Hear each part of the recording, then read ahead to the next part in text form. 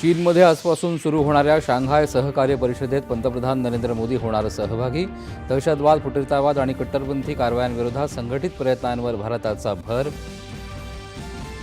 पंतप्रधान नरेंद्र मोदी आणि चीनचे राष्ट्राध्यक्ष शी जिनपिंग यांच्यात आज महत्त्वपूर्ण द्विपक्षीय बैठक.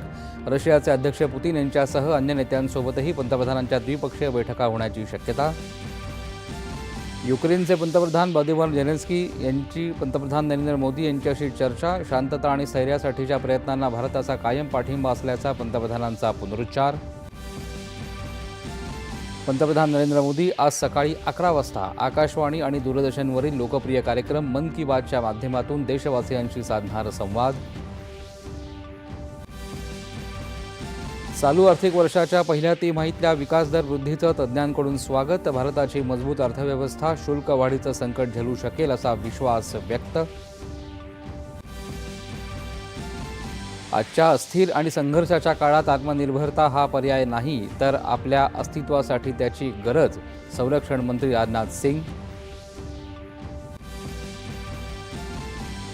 मराठा उपसमितीची न्यायमूर्ती शिंदे यांच्या उपस्थितीमध्ये बैठक. आरक्षणासंबंधीच्या प्रश्नांवर सखोल चर्चा. मराठा समाजासाठी स्थापन वंशावळ समितीला 30 जूनपर्यंत मुदतवाढ. मराठा आरक्षण प्रकरणी मुख्यमंत्री एकाकी असल्याचं चित्र चुकीचं. त्यांची दोन्ही उपमुख्यमंत्र्यांसोबत सातत्यानं चर्चा सुरू. उपमुख्यमंत्री अजित पवार यांची स्पष्टोक्ती. राज्यात आज माहेरवाशीण गौराईचं होणार आगमन.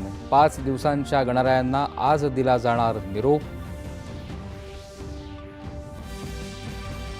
आणि पॅरिसमध्ये सुरू असलेल्या जागतिक बॅडमिंटन स्पर्धेमध्ये भारताच्या सात्विक साईराज, रेखा रेड्डी आणि चिराग शेट्टी जोडीचं कांस्य पदकावर समाधान.